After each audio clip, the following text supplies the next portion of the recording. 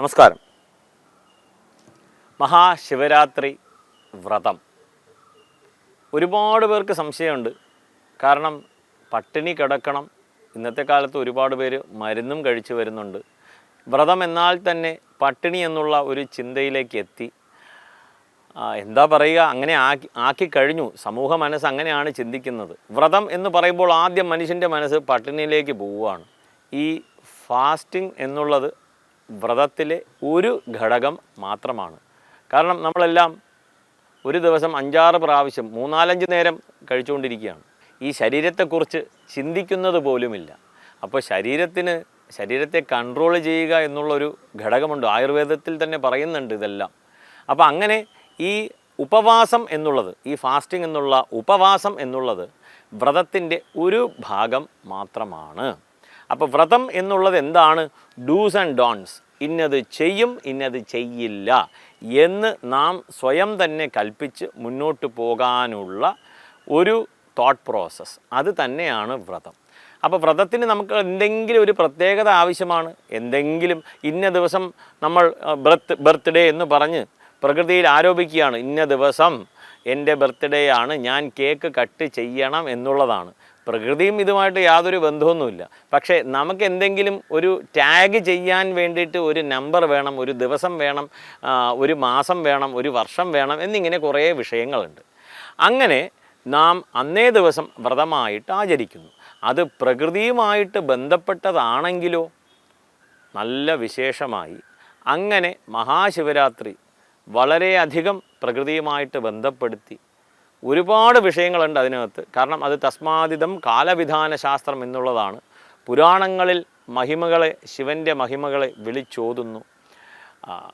ശിവരാത്രി ദിവസം അതിനെക്കുറിച്ച് അധികം പറയുന്നില്ല. എന്തായാലും നമുക്ക് വ്രതത്തിലേക്ക് കടക്കാം.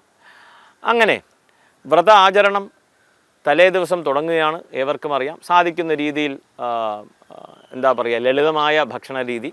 സാധിക്കുന്നവർ പഴങ്ങൾ മാത്രം ഭക്ഷിച്ച് ഉപവാസം അനുഷ്ഠിക്കുക. ഉപവാസം എന്നുള്ളത് ലഘൂകരിച്ചുള്ള രീതിയാണ്. അവരവർക്ക് സാധിക്കുന്ന രീതിയിൽ അനുഷ്ഠിച്ച് മുന്നോട്ട് പോരുക. ഇവിടെ പ്രത്യേകമായിട്ട് നാം ചിന്തിക്കേണ്ടത്, ഈ ഉപവാസം ചെയ്യുന്ന ദിവസം, വ്രതം അനുഷ്ഠിക്കുന്ന ദിവസം കുറച്ച് പേർ കിടന്നങ്ങ് ഉറങ്ങുകയാണ്. പിന്നെ അങ്ങ് ഫുൾ ഉപവാസമായല്ലോ.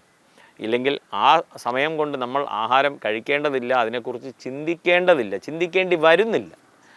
അത് തെറ്റാണ്. വ്രതം എന്നുള്ളത് നാം ഉണർന്നുകൊണ്ടിരിക്കുക എന്നുള്ളതാണ്. പ്രത്യേകിച്ച് മഹാശിവരാത്രി ദിവസം. ശിവരാത്രി ദിവസം അതിരാവിലെ എഴുന്നേൽക്കുക എന്നുള്ളതാണ്. ഇന്നത്തെ കാലത്ത് നമ്മുടെ ലക്ഷ്യം രാവിലെ 5 മണിക്ക് എഴുന്നേൽക്കണം എന്നുള്ളതൊന്നും മാറ്റി പിടിക്കേണ്ടിയിരിക്കുന്നു. കാരണം രാവിലെ നേരത്തെ എഴുന്നേൽക്കണം എന്നുണ്ടെങ്കിൽ രാത്രി നേരത്തെ കിടക്കണം. അപ്പോൾ ഇന്നൊരു പക്ഷേ നമ്മുടെ ലക്ഷ്യമായി വെക്കേണ്ടത് രാത്രി 10 മണിക്ക് കിടന്നുറങ്ങുക എന്നുള്ള ഒരു ലക്ഷ്യമാണ് ഇന്നത്തെ സമൂഹത്തിൽ ജെൻസിക്ക് പ്രത്യേകിച്ച് ആവശ്യമാണ്. 10 മണിക്ക് ഉറങ്ങണം എന്നുള്ള ഒരു ലക്ഷ്യം. കുറച്ച് കാലഘട്ടം മുമ്പ് വരെ രാവിലെ 5 മണിക്ക് എഴുന്നേൽക്കുക എന്നുള്ളതാണ്. ഇന്ന് അതില്ല. 10 മണിക്ക് കിടന്നുറങ്ങണം എന്നുള്ള ഒരു ലക്ഷ്യം വളരെ ഏറെ പ്രസക്തമാണ്. അതുകൊണ്ട് തലേ ദിവസം നേരത്തെ കിടന്ന് രാവിലെ 5 മണിക്ക് എഴുന്നേറ്റ് കുളിച്ച് ശിവക്ഷേത്രത്തിൽ പോകുക എന്നുള്ളതാണ്. അത് ഏവർക്കും അറിയാം. അതിനെക്കുറിച്ച് വിശദീകരിക്കേണ്ട കാര്യമില്ല. പക്ഷേ ഇവിടെ ഓർക്കേണ്ടതായിട്ടുള്ള 1-2 വിഷയങ്ങൾ.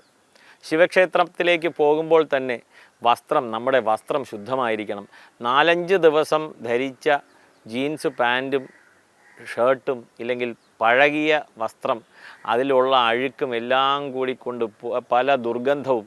ഒരു വസ്ത്രം ഇന്ന് ധരിക്കുന്നത് ഇന്നത്തെ കാലത്ത് എല്ലാവരുമല്ല, കുറച്ച് പേരെങ്കിലും ഒരു 15 ദിവസം കണ്ടിന്യൂസ് ആയിട്ട് ധരിച്ച് പോരുന്നുണ്ട്. അങ്ങനെ അത് മാറ്റണം എന്നുള്ളതാണ് അഭിപ്രായം.